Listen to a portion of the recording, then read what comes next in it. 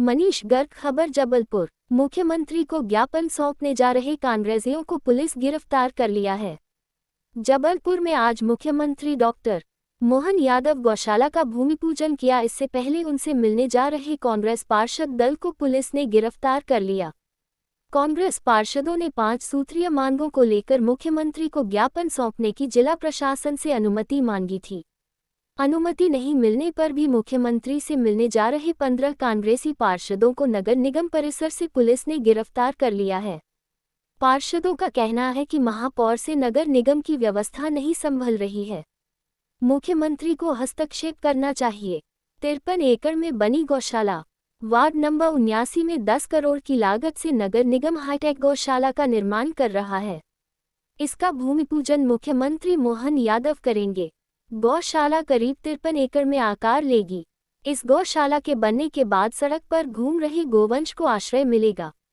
भूमि पूजन के दौरान सीएम के साथ राज्यसभा सांसद सुमित्रा बाल्मीक, लोक निर्माण मंत्री राकेश सिंह, सांसद आशीष दुबे, कलेक्टर दीपक सक्सेना, नगर निगम कमिश्नर प्रीति यादव, महापौर जगत बहादुर अन्नू सहित कई नेता और अधिकारी मौजूद रहेंगे। निगम कमिश्नर महापौर ने किया कार्यक्रम स्थल का निरीक्षण। 10,000 गौवंश की होगी क्षमता। गौशाला की क्षमता 10,000 गौवंश की होगी। वर्तमान में यहां पर 3,000 गौवंश पहले से ही मौजूद हैं। गौशाला का कुल रकबा 95 एकड़ का है। भविष्य में यहां पर बायोगैस और गौमूत्र प्लांट लगाने की भी योजना है। केंद्रीय बजट पर परिचर्चा पर होंगे शामिल। मुख्यमंत्री डॉक्टर मोहन यादव गोकुलपुर से सड़क के रास्ते शहीद स्मारक जाएंगे, जहां पर केंद्रीय बजट पर प्रबुद्धजनों के साथ परिचर्चा में शामिल होंगे। इस दौरान मुख्य वक्ता के रूप में केंद्रीय वित्त राज्य मंत्री पंकज चौधरी भी मौजूद रहेंगे।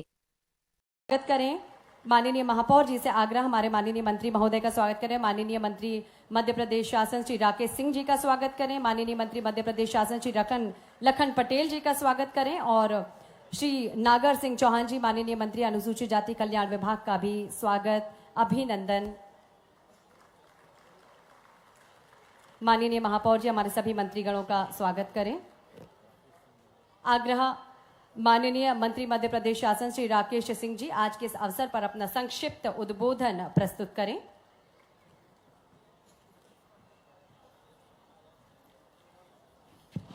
बोलिए भारत माता की, गौ माता की। हम सभी के बीच में मध्य प्रदेश के यशस्वी मुख्यमंत्री डॉक्टर मोहन यादव जी पधार चुके हैं। एक पवित्र कार्यक्रम, पवित्र कार्य उनके हाथों से होने जा रहा है। जरा जोरदार तालियों के साथ में माननीय मुख्यमंत्री जी का अभिनंदन करें। और माननीय मुख्यमंत्री जी, चूंकि समय बहुत अधिक हो चुका है, हमारे पूजनीय साधु संत भी काफी समय से विराजमान हैं और इसलिए बिना विलंब किए सभी से क्षमा याचना करते हुए सीधे मैं चाहूंगा कि आप आएं और आज के इस कार्यक्रम में आपका संबोधन सभी को मिले। तालियों के साथ में माननीय मुख्यमंत्री जी का स्वागत किए। डॉक्टर मोहन यादव जी का मैं हृदय की गहराइयों से अभिनंदन करता हूं और उन्हें आमंत्रित करता हूं।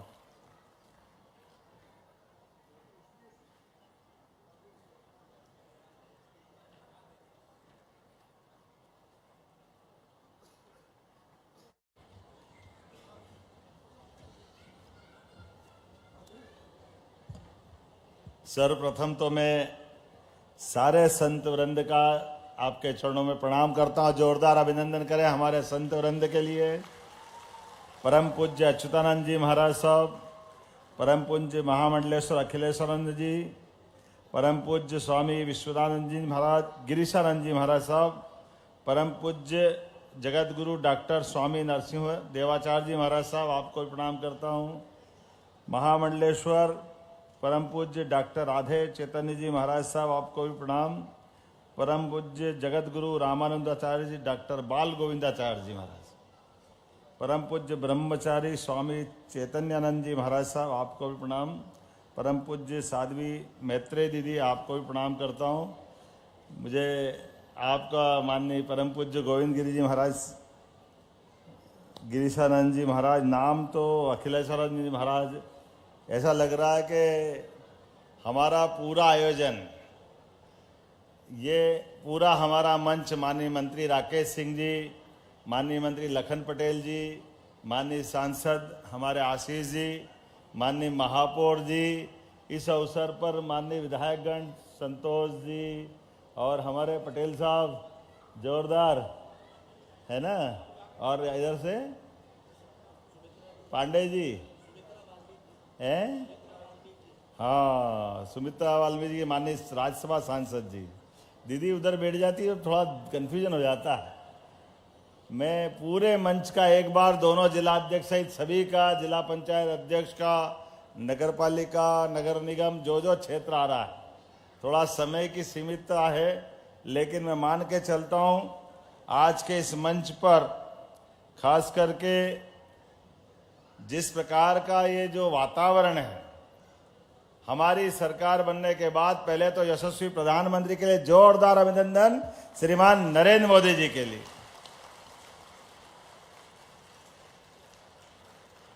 हमारे लिए आज का जो समय चल रहा है, परमात्मा की दया से, संतों की कृपा के बाद, जैसे अयोध्या में भगवान राम मुस्कुरा रहे हैं, काश ये 47 में मुस्कुराते तो देश और आगे जाता है। लेकिन जितनी बाधा खड़े कर सकते थे वो सारी बाधाएं खड़ी की गई अतीत के प्रवाह में, लेकिन जैसी करनी वैसी भरनी। अब कौन उनके लिए कहे, लेकिन ये जो दिन निकले, ये सनातन संस्कृति का जो नुकसान हुआ है, दुनिया के अंदर कई सारे देश हमारे आसपास आजाद हुए, लेकिन उन्होंने अपनी जड़ों को नहीं छोड़ा। अपनी जड़ों से जुड़ करके उन्होंने जो अपनी दिशा तय की, अरे 1 करोड़ से छोटी आबादी का इजराइल क्या सीना तान के अपनी देश की देशभक्ति बताता है। आनंद आ जाता है कि लोग मोबाइल में भी बम का उपयोग होते देख रहे हैं। ये पहली बार चमत्कार हो रहा है, लेकिन देश की देशभक्ति क्या होती है ये इजराइल ने बताया था। लेकिन जिन जिन कांग्रेस सहित इनके लोगों ने देश के साथ जो अन्याय किया, हमारी वो कई पीढ़ियां बिगाड़ दी, लेकिन हम तो ये आनंद में हैं जो कांग्रेस के लिए परम पूज्य ने बापू की बात नहीं माने, जिनने कहा था कि इस देश के अंदर अगर राष्ट्रीय पशु के रूप में मान्यता मिलेगी तो गौ माता की, ये महात्मा गांधी ने बात कही थी। हम तो वो पार्टी के लोग हैं जो महात्मा गांधी की बात को आगे बढ़ा रहे हैं, हमें इस बात का आनंद है। बोलो गौ माता की। भारतीय सनातन संस्कृति के काल में आज का दिन खासकर जबलपुर के क्षेत्र की साइड से, वैसे तो हम लगातार महाराज जी अभियान चला रहे हैं, वो कहां गए अच्युतानंद जी महाराज साहब,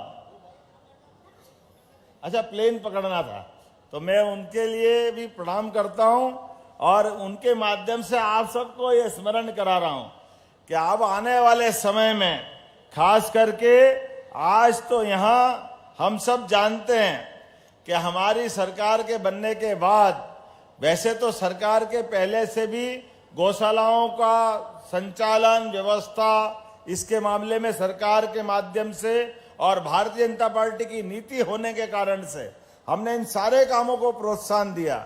सारे धामों को जगमगाने के लिए हमारे लिए तो प्रारंभ से कहा है, भगवान राम का वो जब से संघर्ष चला अयोध्या जन्मभूमि का, तब से जनसंघ के जमाने से स्पष्ट भाव था कि हमारे लिए कोई दूसरी भावना नहीं है। और ये भगवान श्री राम के मामले में जितने अड़ंगे हो सकते थे वो सब कुछ किए, लेकिन अब हमारे लिए सौभाग्य की बात है, कितनी सारी प्रकार की बातें हुई। भगवान राम का मंदिर बनेगा तो देश में दंगे हो जाएंगे, पता नहीं क्या क्या डराते रहिए देश को, लेकिन इन सबके मुंह पे तमाचा पड़ा। यशस्वी प्रधानमंत्री के कार्यकाल में, श्रीमान नरेंद्र मोदी जी के कार्यकाल में राम मंदिर का भूमि पूजन भी हुआ और भगवान धूमधाम से अपने धाम में मुस्कुराए। बोला जय जय श्री राम। और ये संत वृंद का आशीर्वाद रहेगा तो गौ माता आई तो पीछे पीछे कृष्ण भी आएंगे। आएंगे कि नहीं आएंगे? बोलो गोपाल कृष्ण भगवान की। गौ माताओं के लिए वर्तमान के समय में हमारे लिए अब तो साइंस का जमाना है, बहुत सारे प्रकार से गो उत्पाद को लेकर के कहीं कोई खतरा नहीं, कहीं कोई डर नहीं। गौ माता हमारे लिए दोबारा बोलने की जरूरत नहीं है। सारे संत वृंद ने कहा कि हमने सबने विस्तार से बातें कर दी है। ये एकमात्र ऐसी माता है जो अपने बालक बच्चे को तो पालती है, लेकिन हम सबका भी ध्यान रखती है। 33 करोड़ देवी देवता का जहां वास होता है, ऐसी गौ माता के लिए हमारी सरकार ने नीति बनाई है। कहीं पर भी कोई भी स्थान पर गौ माता को लावारिस नहीं रहने दिया जाएगा, सबको गौशाला में व्यवस्था पहुंचाया जाएगा। ये व्यवस्था की जा रही है और उसी का परिणाम है क्या इंदौर, क्या उज्जैन, क्या भोपाल, क्या ग्वालियर, और ये गौशालाओं की क्षमता भी 10,000 तक पहुंचाने के लिए प्रयत्न किया जा रहा है। और पशुपालन विभाग के माध्यम से क्या 21 कितनी बना रहे हैं अपन, 21 वो अलग से गौशाला बनेगी। और महाराज जी कोई भी अपनी भी गौशाला चलाए तो गौ माता के लिए प्रतिदिन 40 रुपया रोज का प्रबंधन सरकार के माध्यम से करने जा रहा है। ये हमारी सरकार ने निर्णय लिया। लेकिन और आगे की बात, केवल गौशालाओं में गौ माता नहीं पाले जाए, बल्कि लोग घर घर में गौ माता पाले। क्योंकि हमारे घर में तो जो घर में गाय पाले वो गोपाल, और भगवान की दया से जिनके घर में गाय का कुल वो घर घर गोकुल।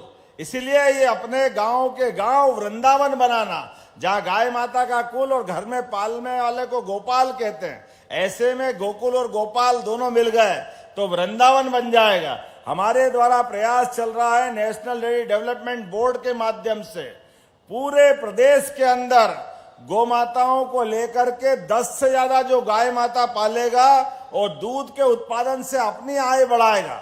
हमारा तो कृषि आधारित राज्य है, ऐसे में कृषि को बढ़ावा देना ये हम सबका दायित्व है, किसानों की आय बढ़े। इसलिए यशस्वी प्रधानमंत्री का जोरदार अभिनंदन इस कारण से भी करो, जोरदार ताली बजा के नरेंद्र मोदी जी का। अभी मैं स्वर्गीय भारत रत्न अटल बिहारी वाजपेयी जी का प्रतिमा अनावरण करके आ रहा हूं। और अटल जी की ने सपना देखा था कि नदी से नदी जोड़ो। अरे एक नदी में बाढ़ आ रही, दूसरी नदी खाली है, कहा एक नहर बना दो, दोनों नदी में पानी बांट दो और क्षेत्र के किसानों को पानी उपलब्ध करा दो, खेत अपने आप में सोना उगलने लगेंगे। ऐसे में इस बात का भी कांग्रेस ने विरोध किया। 20 साल लग गए, NGT, high court, supreme court, पता नहीं क्या हो जाता है कांग्रेस को। जब भी कोई देश में अच्छा काम हो सबसे पहले विरोध करने कांग्रेस के लोग पहुंच जाते हैं। लेकिन मुझे इस बात का संतोष है, यशस्वी प्रधानमंत्री ने सुप्रीम कोर्ट के निराकरण के बाद हमारे नदी जोड़ो अभियान में सबसे पहले आशीर्वाद दिया मध्य प्रदेश को, जिसको 1 लाख करोड़ के माध्यम से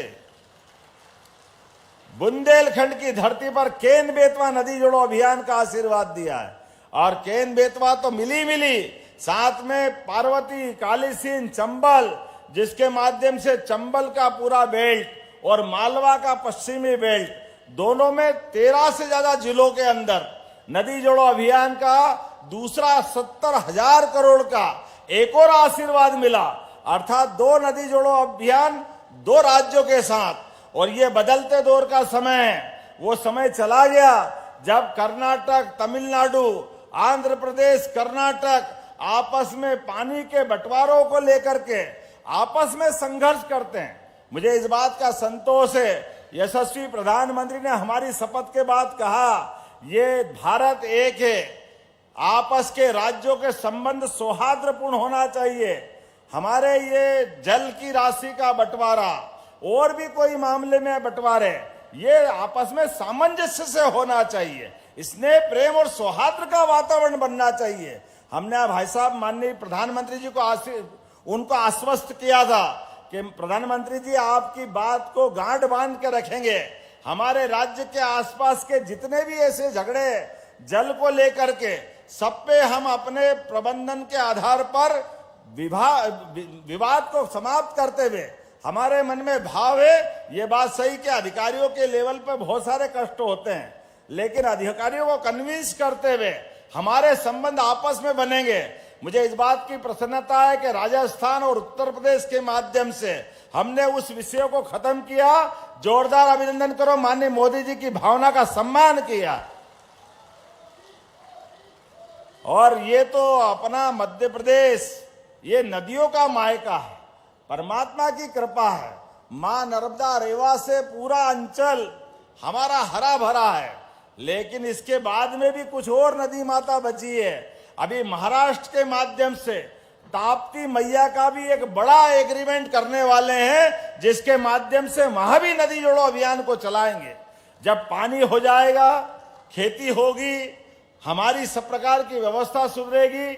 और जल जब आता है, माननीय हमारे बीच में रहीम दास जी ने सही कहा है, रहीमन पानी राखिए बिन पानी सब सून, पानी गए न उबरे मोती माल न चून।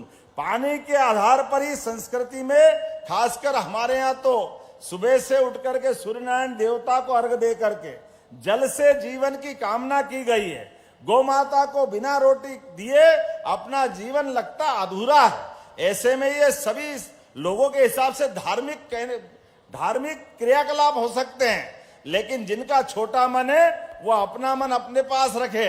हमने तो प्रयास किया है कि ये सारे चीजों के साथ साथ सनातन संस्कृति को लेकर के भी, और अभी तो महाराज जी आपके आशीर्वाद से निर्णय किया है कि हमारे द्वारा धार्मिक नगरों में दारू की दुकानें बंद कराएंगे और दूध की दुकानें खुलाने का काम प्रदेश भर में अभियान चलेगा। शराब के मारे पूरा संस्कृति, पूरा समाज सब कष्ट में होते हैं। शराब की खराबी के बारे में कुछ बोलने की जरूरत नहीं है। पीढ़ी की पीढ़ी बर्बाद हो जाती, खासकर माता बहनें बच्चे बाद में कष्ट पाते हैं। लेकिन इन व्यवस्थाओं के आधार पर धीरे धीरे करके अभी की दृष्टि से हमने महेश्वर में महारानी अहिल्याबाई की जयंती के अवसर पर 300वीं जयंती चल रही है। जैसे पहले हमने अपनी यहाँ रानी दुर्गावती के नाम पर यहाँ कैबिनेट की थी, संग्रामपुर में कैबिनेट उनकी दूसरी राजधानी में की थी। अरे ये गौरवशाली अतीत की महारानियां हैं, ये वीरांगना हैं, इनके जीवन के विभिन्न ऐसे ऐसे चरित्र के किस्से हैं जो समाज में आज की पीढ़ी को जानना चाहिए। देशभक्ति क्या है ये सिखाने के लिए वो पर्याप्त है। ऐसे सभी विषयों को हम पाठ्यक्रम में ला रहे हैं, उनके जीवन का चरित्र सबके बीच में ला रहे हैं, और उनके आधार पर आज के अवसर पर भी नए नए संकल्प लेते हुए, जैसे हमने पवित्र नर्मदा के किनारे संकल्प लिया कि हमारे 17 से ज्यादा नगरों में ये अपनी नगर निगम की सीमा के माध्यम से उज्जैन और बाकी नगरों में भी इस प्रकार की दारूबंदी वाला निर्णय करके आगे बढ़ रहे हैं। उम्मीद कर रहे हैं अभी तो अपने युवाओं के लिए 21 तारीख के दिन लगभग 90,000 सभी सरकारी स्कूल से 12वीं पास बच्चों को 25-25 हजार के लैपटॉप खरीदने की राशि दे रहे हैं। बच्चों के लिए उनकी प्रतिभा के बलबूते पर उनको प्रोत्साहन देने की जरूरत है, और वो पढ़ लिख के आगे बढ़े, डॉक्टर, वकील, इंजीनियर बने, अपना स्वतंत्र व्यवसाय खड़ा करे, अपना उद्योग धंधा बनाए, जो कर सकते करे। इसलिए प्रदेश भर में, ऐसे जबलपुर में हमने रीजनल इंडस्ट्री कॉन्क्लेव की थी। जबलपुर, रीवा, सागर, नर्मदापुरम, छोटे छोटे स्थान पर कभी कोई सोच नहीं सकता था कि यहां पर भी ऐसे उद्योग की कोई बात होगी या उद्योग लगाने का कोई माहौल बनेगा। लेकिन महाराज जी, ये 3 महीने लोकसभा चुनाव को छोड़ दें तो कोई महीना ऐसा खाली नहीं रहा जहां हमने लगातार उद्योग धंधे की बात नहीं की है। अरे उद्योग धंधे लगेंगे तो प्रदेश समृद्ध होगा, युवाओं को काम मिलेगा, महिलाओं का सम्मान बढ़ेगा, गरीबों की जिंदगी सुधरेगी और किसानों के हाथ में धन आएगा। ये लगातार अभियान चलाने का काम हमारी सरकार के द्वारा किया जाएगा। यशस्वी प्रधानमंत्री ने कहा कि हमारे पास 4 श्रेणी है और चारों श्रेणियों के जीवन में बेहतरी के लिए सरकार को काम करना है। हमने एक एक करके सबके लिए नीतियां बनाई और लक्ष्य लिया 2028 तक सभी प्रकार के युवाओं के लिए, खास करके 70% से ज्यादा युवा, और केवल निजी नहीं सरकारी स्तर पे भी 1 लाख अलग अलग प्रकार के पदों को भरते हुए 2,70,000 पद तो सरकारी और गैर सरकारी लाखों पदों के आधार पर हमारी सरकार रोजगार के प्रबंध कर रही है। अपनी खेती के लिए भी सिंचाई का रकबा 48 लाख हेक्टेयर से बढ़ा करके 1 करोड़ लाख हेक्टेयर तक करने का निर्णय सरकार के द्वारा किया गया है। मैं उम्मीद कर रहा हूं आने वाले समय में ऐसे विकास के बहुत सारे बात बता सकता हूं, लेकिन आज तो यहां पर जिस स्थान पे है मुझे बताया गया कि 113 करोड़ के और कुल मिलाकर के तो 174 करोड़ के अर्थात 13 विकास कार्यों का लोकार्पण और 113 करोड़ के 9 विकास कार्यों के लोकार्पण के साथ भूमि पूजन भी 60 करोड़ के सब मिलाकर के जोरदार अभिनंदन 175 करोड़ के आसपास के लोकार्पण भूमि पूजन यही संपन्न हुए। हमारी सरकार ने तय किया है कि यशस्वी प्रधानमंत्री के नेतृत्व में जब भारत दुनिया की तीसरी अर्थव्यवस्था की तरफ बढ़ेगा तो ऐसे में हर राज्य का अपना अपना योगदान होना चाहिए। हमारी सरकार ने 3.25 लाख करोड़ से बजट की तरफ कदम बढ़ाया। 5 साल के अंदर 7 लाख करोड़ का बजट हम निश्चित करने वाले हैं। 7 लाख करोड़ का। अरे आनंद से जरा ताली वाली बजा करके हौसला अफजाई तो करो अपने बीच में। आप अंदाज लगा लो, कहां 2003-4 में केवल 20,000 करोड़ का बजट था और कहां हमारा ये 2003-4 के बाद 3.25 लाख करोड़ पे हमारे पास आया और इसको 5 साल में डबल कर रहे हैं।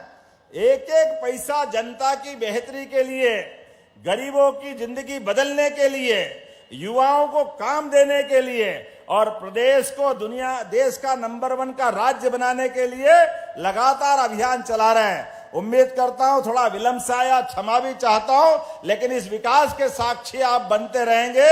और आज गौशाला का धाम तो क्या मुस्कुराया, जबलपुर का जाबालिमपुरम धन्य हुआ है। आज संतों की सानिध्य में गौ माता का आश्रय केंद्र और गौ माता का के तो 33 करोड़ देवी देवताओं का है, हमारे लिए आनंद का धाम बना है। और ऊपर एयरपोर्ट और नीचे परमात्मा की दया से ये देवधाम बन जाएगा। यहाँ ये गौशाला के माध्यम से हमारी अपने इस संस्कृति की मान्यता को पुष्ट करने के लिए मैं नगर निगम और हमारे पशुपालन विभाग और सारे मंत्रिमंडल सहित सभी मित्रों को बधाई देना चाहूंगा। संतों के आशीर्वाद में आदर्श गौशाला बने और केवल ये नहीं, आसपास के जिलों के अंदर भी उम्मीद कर रहे हैं धीरे धीरे करके ये सारी व्यवस्थाओं को सुव्यवस्था में बदलते हुए केवल दूध नहीं, दूध के माध्यम से यहाँ अच्छे बछड़े बछड़ी भी होंगे तो उनको लोगों को पालने दे करके जो निराश्रित है, अपाहिज है, किसी कारण से कष्ट में, उनकी सबकी व्यवस्था सरकार करेगी। ये निर्णय हमारे द्वारा लिया गया है। आने वाले समय में ऐसे सभी कामों को करते करते लगातार बढ़ते जाएंगे। आज के इस अवसर पर कहने के लिए तो बहुत सारी बात है, लेकिन समय की कमी पड़ रही है। मैं उम्मीद करूंगा और अगले अवसर पर, लेकिन 2 चीज जरूर बता रहा हूं। 2600 रुपए क्विंटल अपने द्वारा गेहूं खरीदने की घोषणा की गई है सभी किसानों के लिए। इस साल का गेहूं 2600 रुपए क्विंटल खरीदा जाएगा। और जिनने धान लगाया था, पहले तो हमारी इच्छा हुई कि धान में जिनने उपार्जन कराया, जिनने केंद्र तक पहुंचाया, उनके खाते में पैसे डाले। फिर कुछ लोगों ने बताया कि छोटे छोटे लोग तो अपना बाजार में गल्ला बेच देते हैं, उनको टाइम नहीं मिल पाता और वो छूट जाते हैं। तो हमने अगली बार योजना बनाई, इसी बार से प्लान कर रहे हैं कि प्रत्येक व्यक्ति जिसने धान लगाया सबको 2000 रुपया हेक्टर अर्थात 400 रुपया बीघा की दृष्टि से उनके खाते में पैसे डालने का निर्णय अपनी सरकार के माध्यम से कर रहे हैं। हर एक किसान के लिए जो जो हमने कमिटमेंट किया है, जो वचन दिया, जो संकल्प पत्र में बोला, धीरे धीरे करके वो सब पूरा कर रहे हैं। अब आप बताओ, 2700 रुपए कुंटल का हमने संकल्प पत्र में कहा था और 5 साल में करने वाली बात थी। अभी तो 1 साल में 2600 पे आ गए। अगला साल तो मान के चलो निश्चित रूप से 2800 से ऊपर निकलने वाला है। ये अपनी सरकार के द्वारा किया जा रहा है। और ये बेटियां बैठी है, बेटियों की जिंदगी की बढ़िया करने के लिए लगातार एक के बाद एक बहुत सारी योजना बना रहे हैं। उस दिन क्या स्कूटी चलाई, फर्राटे से मजा आ गया। जोरदार ताली बजा, पूरे प्रदेश में स्कूटी बटी। जो बच्चे बच्ची पढ़े लिखे, कोई स्कूटी चलाए, कोई लैपटॉप चलाए, अरे मेरा बस चले तो परमात्मा करे आप सब कार चलाओ, ऐसा प्रबंधन करने वाले हैं। अब सरकार के माध्यम से हम सबकी जिंदगी खुशहाल करने के लिए, जिंदगी में बदलाव लाने के लिए, लेकिन अपने खुद के पैरों पे नारी सशक्तिकरण के अभियान को चलाते हुए ये जो ज्ञान शब्द दिया माननीय मोदी जी ने, ज्ञान का अंग्रेजी अनुवाद के हिसाब से गरीब, युवा, अन्नदाता और किसान, ये चारों शब्द के माध्यम से पूरा प्रदेश बदलेगा। मोदी जी के नेतृत्व में देश बदलेगा और दुनिया का नंबर 1 देश बनेगा। इस आशा अपेक्षा के साथ मेरी अपनी ओर से अच्छे कार्यक्रमों की बधाई। बोलिए भारत माता की।